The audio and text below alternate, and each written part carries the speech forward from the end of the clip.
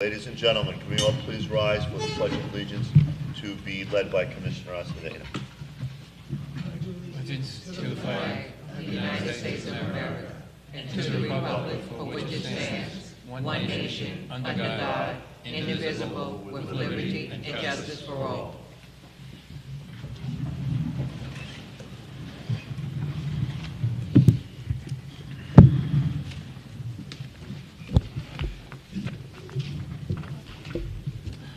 Commissioner Alton?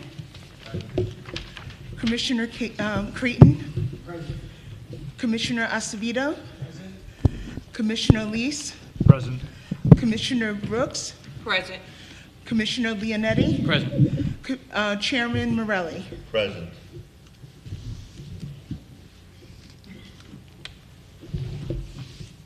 Case number 3317, application of 77 Lease Corp., care of, Robert Lindenholm of 64 Michigan, Long Beach, New York, for a variance for the following section of the zoning code of ordinance of the city of Long Beach, New York.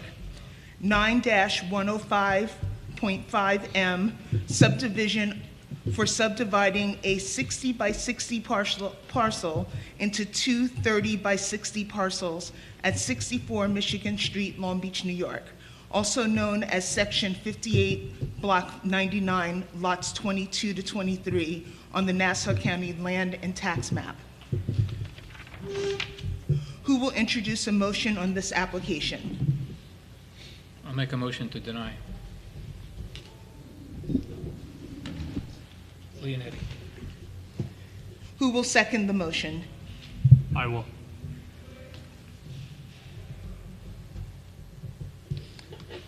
Commissioner Alton?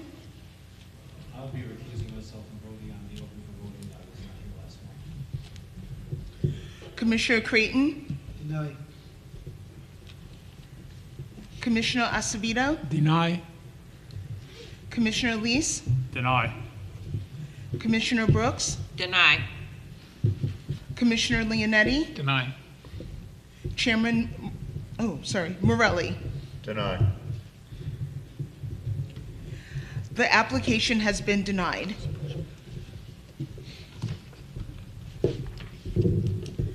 Case number 3318, application of the 77 Lease Corp., care of Robert Lindenholm of 68 Michigan Street, Long Beach, New York, for a variance from the following section of the zoning code of ordinance of the city of Long Beach, New York.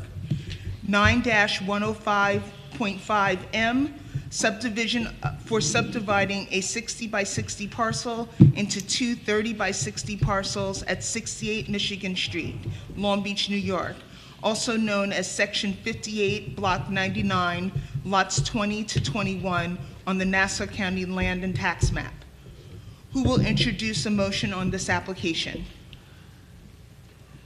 I'll introduce a motion to deny. Who will second the motion? I'll second.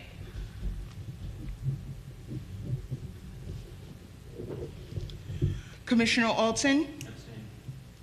Abstain. Commissioner Creighton? Deny.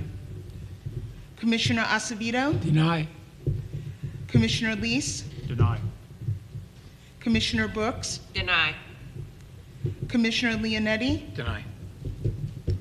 Chairman Morelli? Deny. This application has been denied.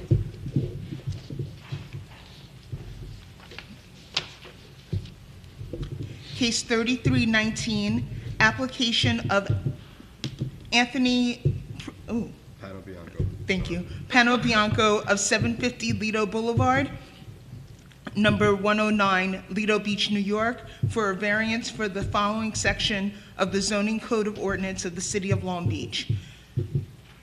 9-105.2J, subdivision for subdividing a 100 by 100 parcel into two 50 by 100 parcels at 55 East Park Avenue, Long Beach, New York, also known as Section 50, Block 154, Lots 23 to 27 of the Nassau County Land and Tax Map. Who will introduce a motion on this application? Ms. Hall, I'm sorry, I just wanted to reiterate. It's actually at 455 East Park Avenue, Long Beach, New York, also known as Section 59, Block 154, lots 23 through 27 on the Nassau County Land and Tax Map.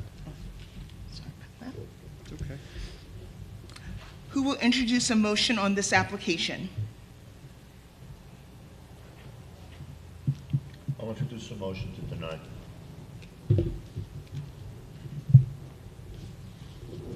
Who will second the motion? I'll second it. Commissioner Alton? Abstain. Commissioner Creighton? Deny. Commissioner Acevedo? Deny. Commissioner Lees? Deny. Commissioner Brooks? Deny. Commissioner Leonetti? Deny. Chairman Morelli? Deny. This application has been denied. Case 3323, application of Laura and Brian Back of 98 Illinois Avenue, Long Beach, New York, for a variance for the following sections of the zoning code of ordinance of the city of Long Beach: 9-105.5C, front yard; 9-105.5D, side yard, for a new front yard deck and side yard stairs at 98 Illinois Avenue, Long Beach, New York, also known as Section 58, Block 112, Lot 4 on the Nassau County Land and Tax Map. Who will introduce a motion on this application? I'll make a motion to grant. Leonetti. Thank you. Who will second the motion? I'll second the motion to grant.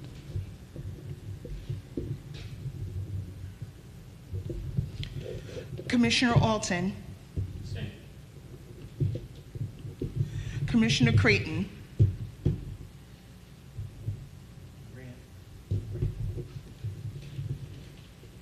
Commissioner Acevedo? Grant.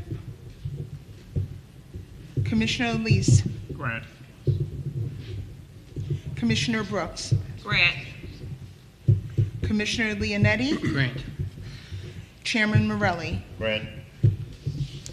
This application has been granted.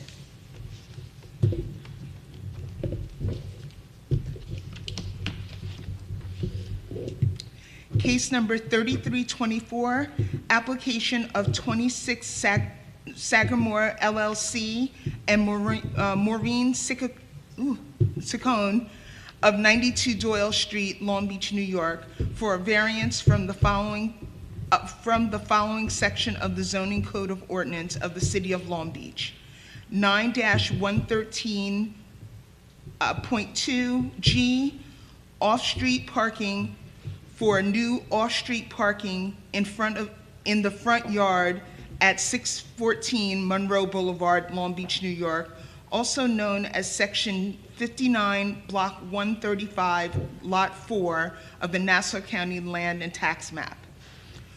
Who will introduce a motion on this application? I'll make a motion to deny. Who will second the motion? I'll second it.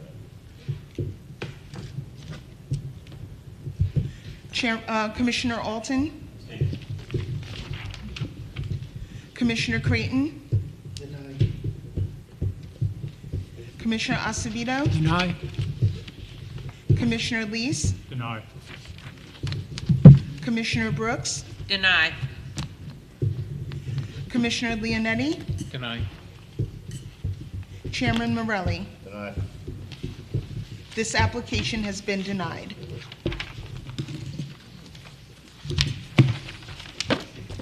Case number 3325, application of Michael Goldstein of 83 Joyce Road, Plainview, New York, for a variance from the following section of the zoning code of ordinances of the city of Long Beach: 9-105.5 M subdivision 9-105.5A, use parcel A, 9-105.5C, front yard, parcel B, 9-105.5D, God bless. rear yard, parcel B, for the subdivision of a 60 by 60 lot into two 30 by 60 lots, elevation of an existing two-family house, and construction of a new one-family house at 46 Kentucky Street, Long Beach, New York, also known as Section 58, Block 107, Lot 5, on the Nassau County Land and Tax Map. I just wanted to.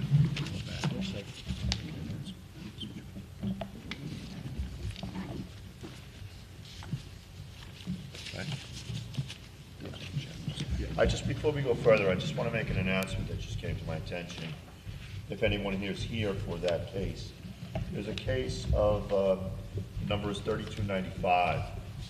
It's 454 East Broadway. The applicant's last name is Goldstein.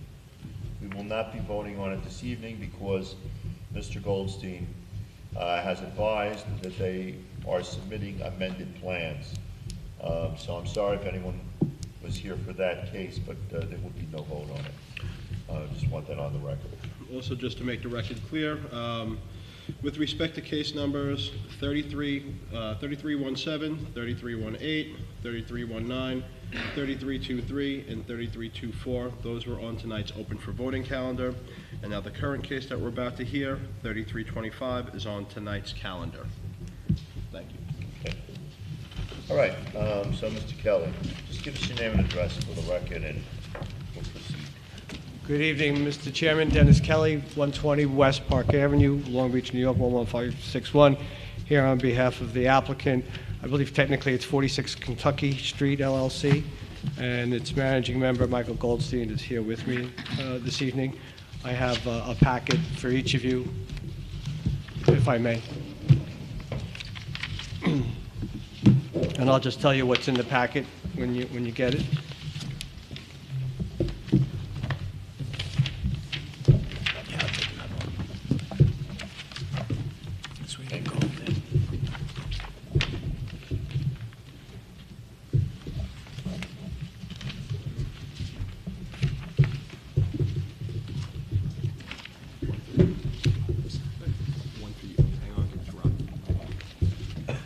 Thank you very much. Mr. Chairman and Commissioners, thank you for having me this evening. I'm here alone with my client. There's more of you here than there is of the public.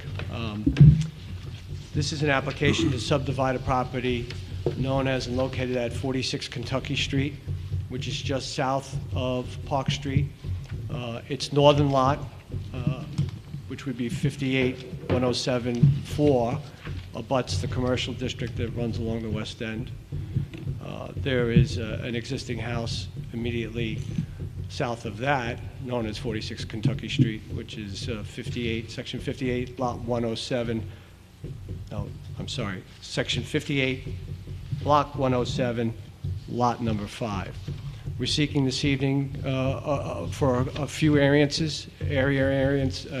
variances. Those would include variances for the new proposed FEMA-compliant house that would be built on the now vacant lot that abuts the residence. And the variances for that house include for a front yard of 1 foot, given the proposed deck on the front of the house, and a rear yard variance from 4 feet required to 0 feet, again, because of a proposed deck on the back of the house. Obviously, we're asking for a variance to allow us to subdivide the two separate tax lots from each other. On the now existing home would be elevated and doesn't require any area variances at all. 2 sets of drawings have been submitted to the zoning board for your consideration. The best way to discern between the two is The now existing home has on the plans, has a staircase running along its south side yard setback, and the proposed new home, just to the north, does not have an exterior staircase. The staircases are interior. The new proposed home on the empty lot would be a one-family home, and we're seeking to keep the two-family home status of the now existing house that we're seeking to elevate. What's being proposed is within character of the neighborhood, given that the neighborhood is full of 30 by 60 lots. I've enclosed in the packet that I had submitted to you just now 2 photographs, one of which is the photograph of the northern edge of the lot closest to the commercial district, next to the commercial premises there, which I believe is a laundromat on that particular corner. And as you may know or remember, Speakeasy's across the street on the other side of Kentucky, on the southwest corner of Beach Street in Kentucky. The other photograph is a satellite shot off of Google, which just shows you where, with a pin in it, where 46 Kentucky Street is located, as well as to demonstrate that there are no empty lots. And it looks like a 2 or 3 block span of the south side of Beach Street, both to the east and west of Kentucky, and there's really no other empty lots on Kentucky itself. So having highlighted that, I just wanted to make the argument that the empty lot itself is out of character with the neighborhood. And in fact, if the homeowner decided, and I think I mentioned this in an earlier hearing concerning a subdivision, if the homeowner decided to take down the existing house and build a much larger house in the parcel, I would respectfully submit that that much larger house would be out of character with the neighborhood. Mr. Kelly, I got a question. You said vacant lot. The aerial seems to show a structure on there. Is there? I think there's 2 sheds, neither of which are fastened to the ground, so they're there, but they can be picked up and moved easy enough. But there are no other structures in there. It's not part of the C of O of the current house at 46 Kentucky? Not, The 2 sheds? no, I believe the C of O has been submitted to you, Commissioner Acevedo. I don't think it's referenced there. And I did check mynassoproperty.com just to see whether it was 2 separate tax lots, because I had assumed wrongly, and this is why you check yourself and ask yourself questions. They are 2 separate and distinct tax lots. If you search for 46 Kentucky, you're just going to get the lot with the house on it. You actually have to type in lot 4 to get the other lot. Okay, thank you. But I did submit the C of O with the, I believe, with the application, so I just might as well take a look at it since it came up. Yes. Garage, which actually exists in the downstairs part of the existing house right now. 1 kitchen, 1 living room, 1 bedroom, 1 bathroom. That's in what they're referencing as the basement, which is that floor at grade.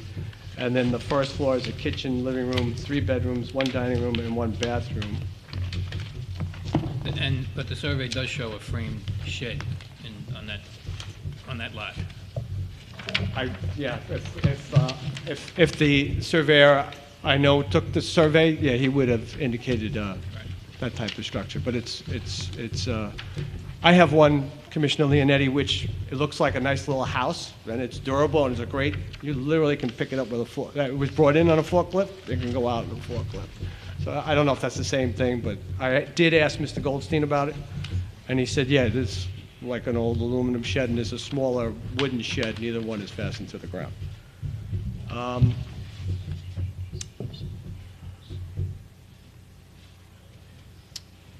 It's also proposed that what's being proposed is not detrimental to nearby properties. Both properties, obviously, after the new construction and the elevation, will be FEMA-compliant houses, completely renovated, and they would accommodate up to 4 cars in the new elevated house. That would be 3 on the south side underneath, and then 1 on the north side. vice versa. Three on the north side of the new house and one on the south side. And there would be proposed parking underneath an open driveway area for, I believe, up to 3 cars in the newly elevated house.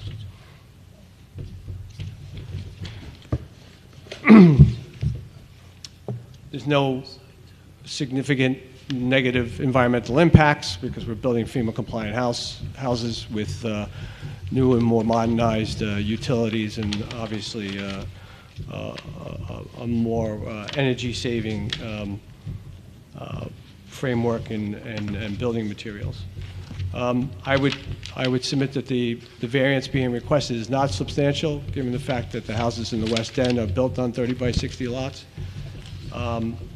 There's no other feasible alternative for my client to achieve what he seeks to achieve here, which is the building of a new FEMA-compliant house and the elevation of a two-family, what's to become FEMA-compliant house. And there is no hardship.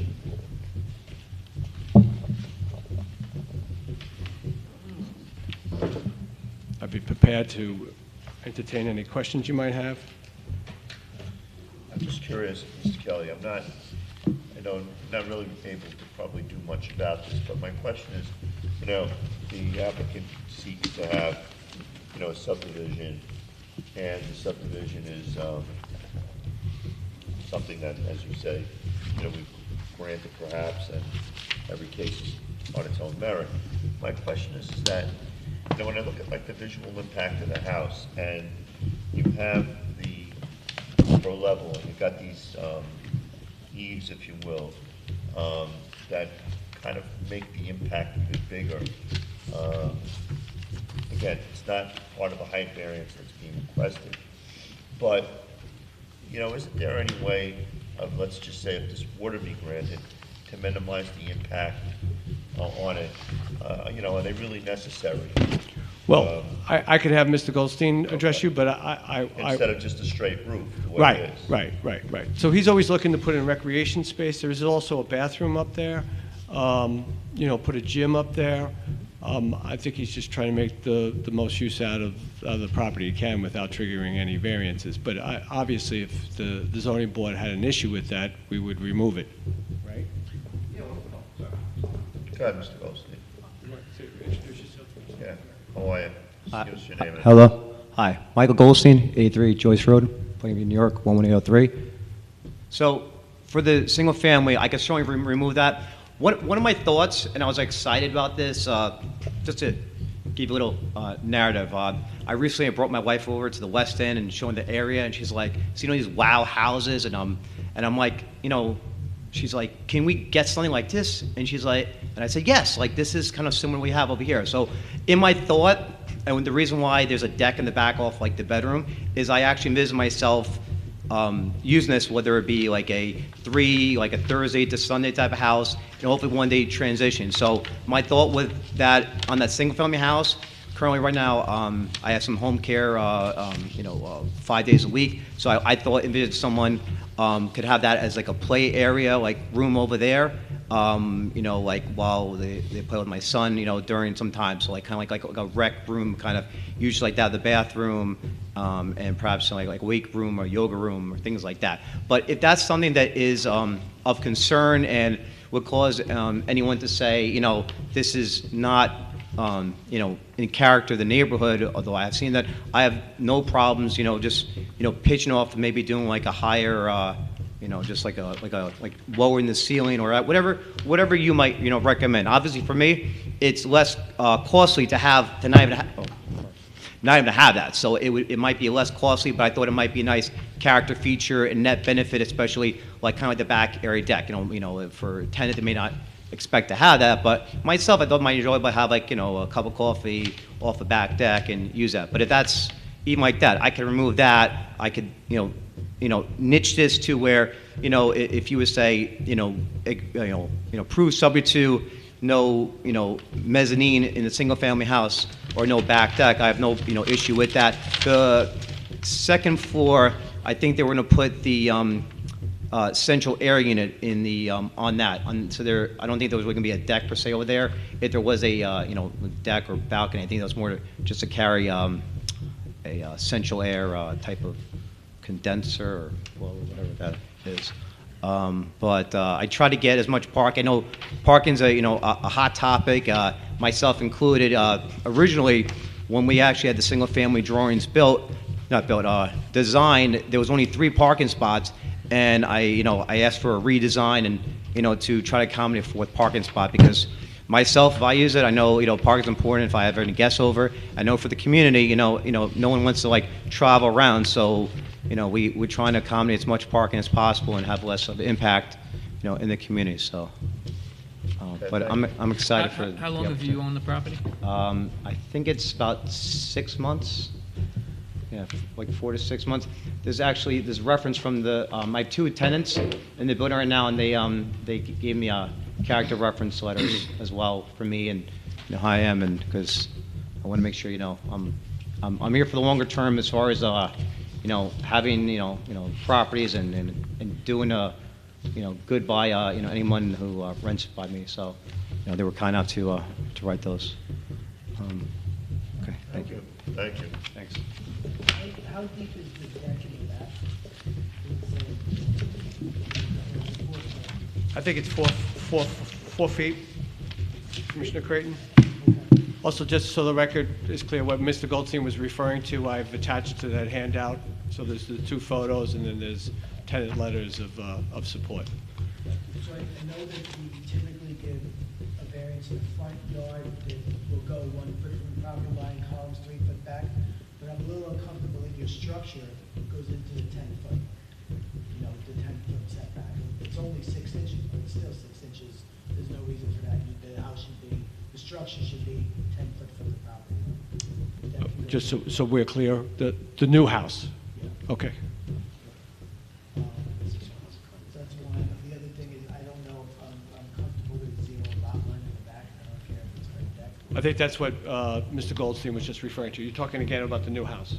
Yeah. Right. He would remove that if you're uncomfortable. He would remove that. Or lessen it. Like if there's if it's 4 feet and it's a 4-foot deck, I can't. So this is one of my pet peeves. If it's a new house and you're building new, there's no reason you can't build to the code. So if there's a 4-foot lot line, and stick to the 4-foot lot line. Right. And hold on a second. And then the front, the house is encroaching on the 10 feet, is what you're saying. Yeah. And the deck, the 1 foot is fine. I mean, that's been pretty common. I don't want to speak out of turn, but that's pretty common, that variance for the 1 foot for the pillars of the deck. And maybe I'm looking at the wrong house. Maybe they see one of them doesn't have a front deck, but the other one needs to have houses, so I don't know which one. So it's 9 foot, and if the 1 foot would be 10 foot back, so it's probably, if you allow us to put it, it'd be okay. Maybe they can move the house back to existing, unless it's being torn down, and we should build it. Okay. Yeah, before we start analyzing the structure of these houses, I'd like to understand the benefit to the neighborhood or the city of increasing the density by subdividing the property. What's the? I haven't heard any reasons why the need to subdivide the property. What's your motivation here? What? Go ahead, if you want. My personal motivation is because I think that as many houses as possible in the city should be lifted so that in case there's another incident that you don't have a whole area wiped out. Also, Well, you could lift the house that's there without subdividing the property, no? I could certainly lift the house. You are correct. I could lift the house there. I have a motivation to use the house.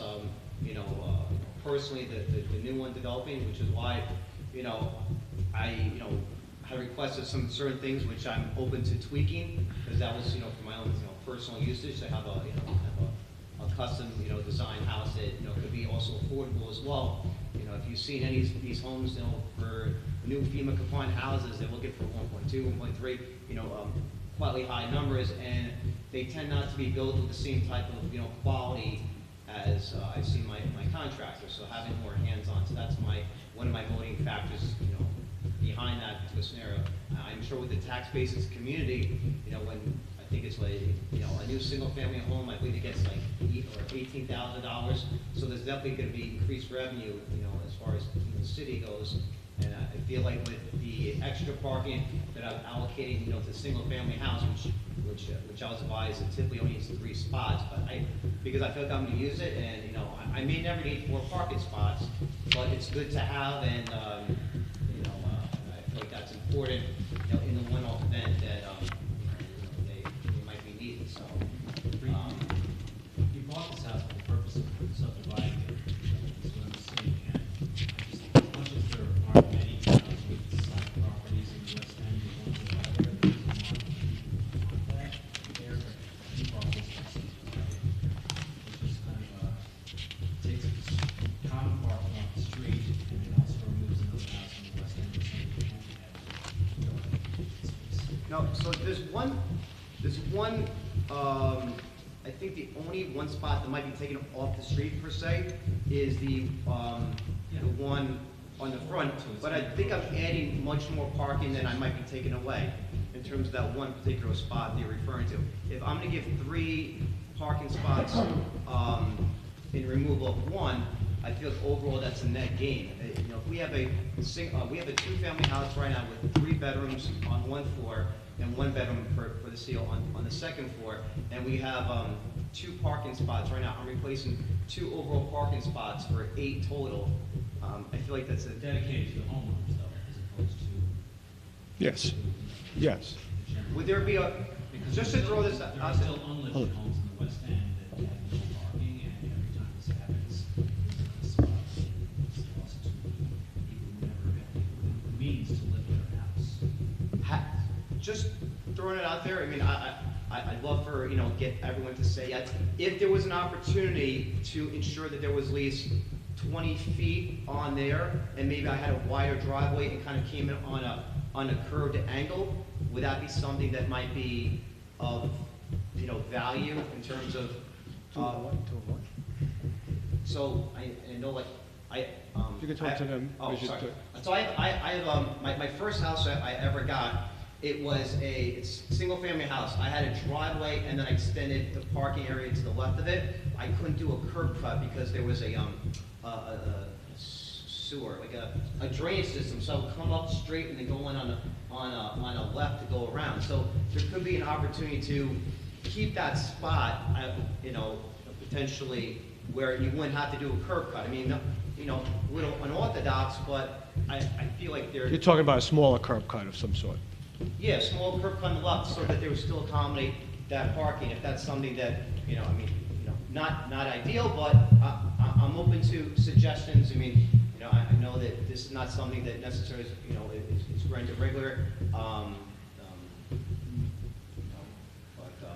we'll have the opportunity to kind of make this fit in terms of, if there's a better box that makes everyone feel more comfortable with this, then I love the opportunity to, So to both of your points, we're asking you to weigh the benefit to the applicant against the health, welfare, and safety of the neighborhood. So we look at the 5 factors, and we weigh those to determine, and I'm not dismissing your point, Commissioner Alton, about the parking, but I am submitting to you, it is within the character of the neighborhood. It's not detrimental to nearby properties, which you may beg to differ, especially with the parking situation.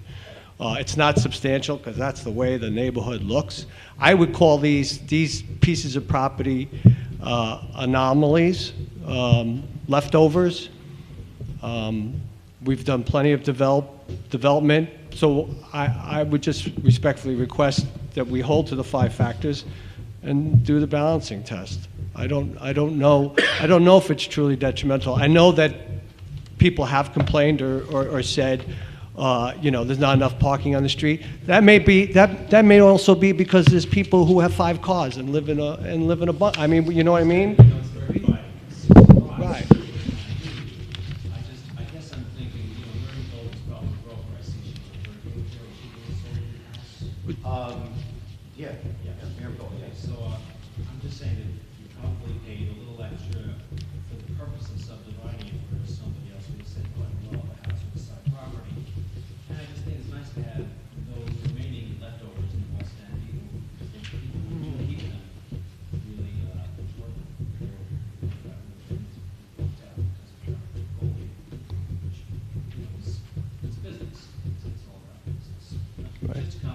Right.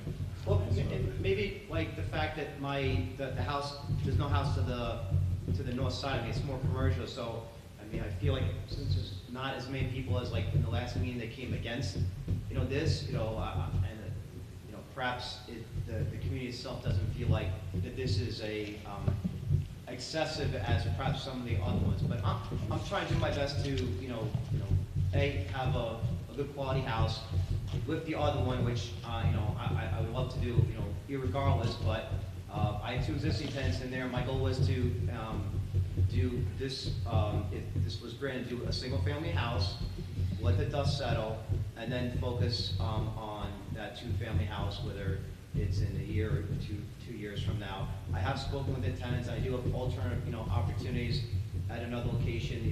One of the tenants actually was mentioned about. So in the short term, you're not going to have 2 spots on the other house. Actually, I would, because I would allow the tenant to use the single-family parking area, that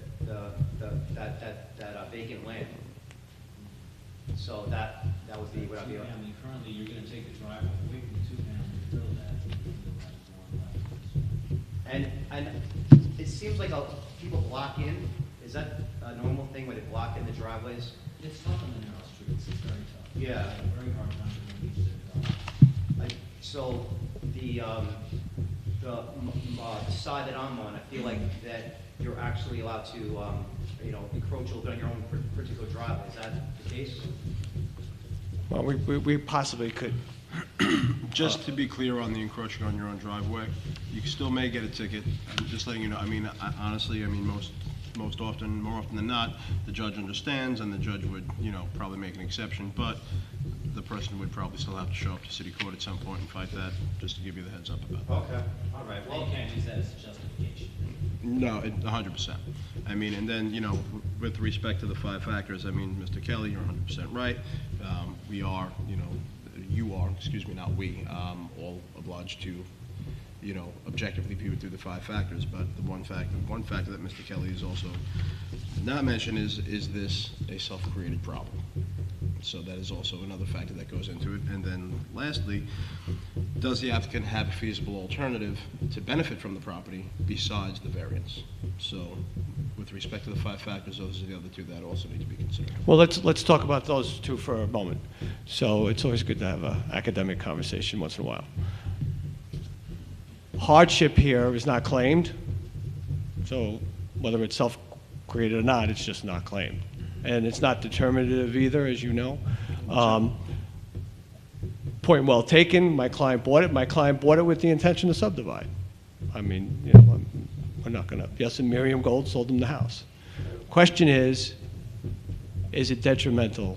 If there is a detriment, does the detriment outweigh the benefit that he's seeking in building the 2 houses? And by the way, there's also a benefit to us, which I'm going to ask you to weigh, and that is, and he said it in passing, new housing stock is worthwhile. FEMA compliant houses are of necessity, especially down there. Our taxes, I think they've gone up, and I think the city's actually being run well, so I really have no objection to where we are right now. But the tax base just needs to be fed continually. So I don't think building, a new FEMA compliant house and then renovating another older house and making it a FEMA compliant house, I think those are win-wins across the board. So the benefit to the applicant versus the health, welfare, and safety of the neighborhood is really the question, So I am mildly disagreeing with the point that it's overall detrimental, and trying to emphasize, as is my job, that it's not as detrimental and it's of great benefit to the applicant. So increasing the density of the really over-dense place right now is not a detriment to the city? It's eroding it.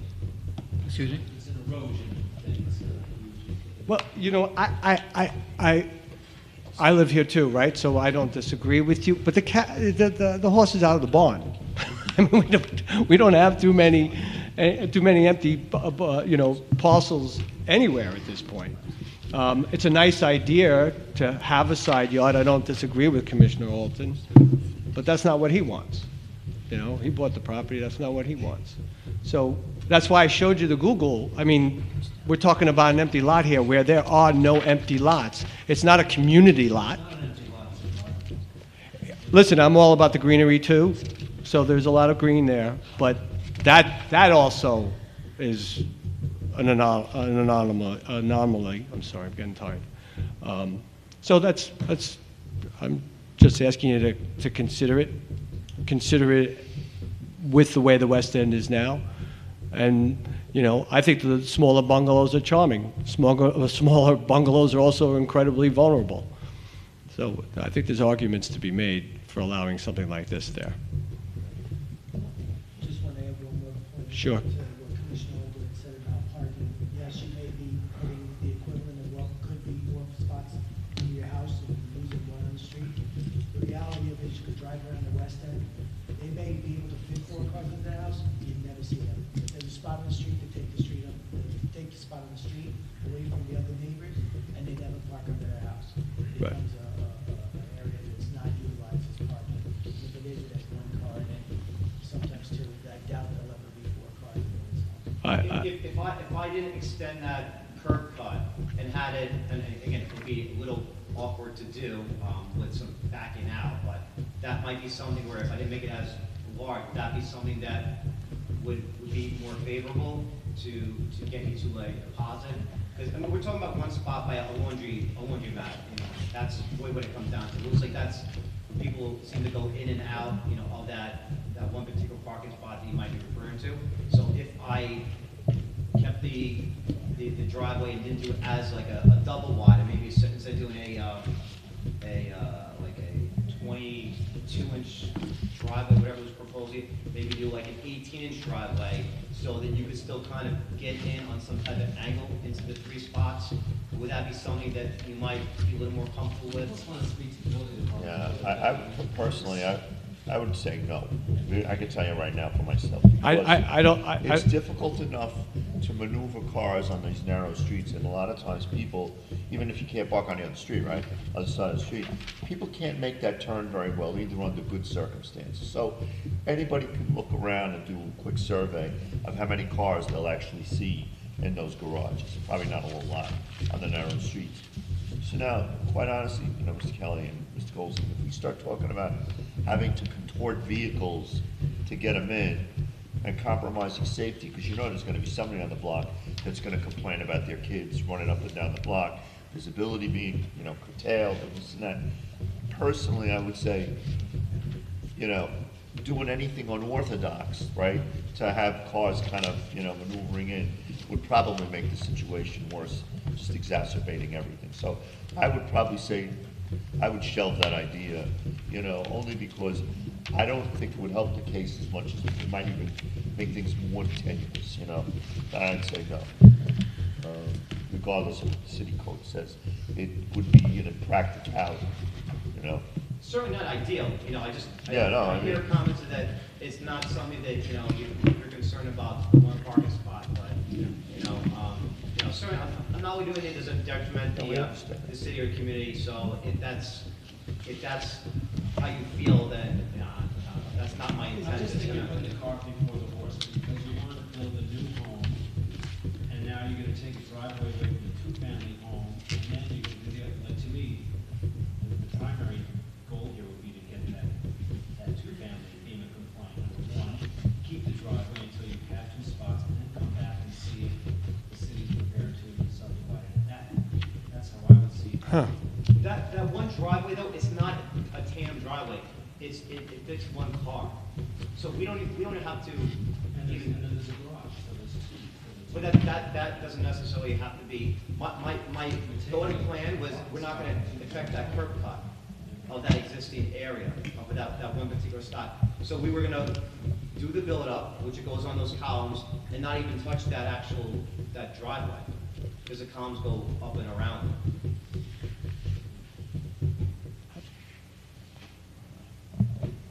I could also have one of the units vacant, if the concern, which is the 1 tenant use, I could have one of them vacant while this is going on. I think Commissioner Alton and I'm not looking to put words in his mouth, he was talking about a bigger issue relative to the parking and the detriment, right? So that's number one. Number two is that he's talking from a different perspective, but a practical perspective, and saying, elevate this house first, hold a second, and then you can park your cars underneath there, and you can get your tenants in there, and then what he's really suggesting is don't continue with this subdivision application, go build the existing house and elevate it, and then come back and ask and see what happens. Fine, you remove a driveway from a parking spot from a two-family home, and then you do the other one later. Maybe things will change, maybe that will never happen. Coming down the spot. I don't know the walls, but it seems like the car's before the horse, that's what I'm saying. Well, in regards to that, there's two tenants in there right now in the two-family house. They really want to stay for about 2 years. When I purchased the home, I made them all clear that this would most likely be a one-year rental only. One that plans to move to Florida. They love the air in the community. They'd like to stay. The other tenants, I offered to, take them to the East End, and they were open to doing that. So if the concern was getting potential, which I don't think I would be, but if that was one concern, is that you're losing one of the two spots while this is going on. I asked the one tenant who I was gonna have come to the East End perhaps in 2 years, come to relocate them sooner. So they're on one-year leases. So I could certainly do that and keep that area vacant if that was your concern. I don't feel like that There's no lot way was that not can be gonna be used enforced, by the Mr. tenant. Goldstein. There's no way that this board can enforce that. It's your property. They're your tenants. You can say that and you could mean that, but there's no way for this board to And if you verify. sell the house tomorrow and the next landlord's not gonna honor anything. Well, that's my character, and that's why I characterize, because if I say I'm gonna do something, I'm. Honestly, If that was a respect you, concern Mr. for Goldstein, but anyone. unfortunately, when the houses are sold, these aren't even things that can be put into the contract, I don't think. So I think we really get it, and we have heard it, and I think at this point, I would ask if there's anyone in the audience that wants to speak, but since there isn't, there is someone in the audience. No, it's Karen. So, Karen, would you like to speak about it for or against? I think the case will remain open until voting. I'm not prepared. Thank you very much. Thank you, folks. All right. All right, there's no other items to vote on, no other extensions, so I will call this meeting of November 17th, 2022 closed. So when do you guys want to do the, Whatever you think. Carrie, Sit around the table, should we go back downstairs? Right here, it's fine. back to my office tomorrow too? All right. I think that's probably a little more fun. About Billy's. I think this is kind of awkward. A table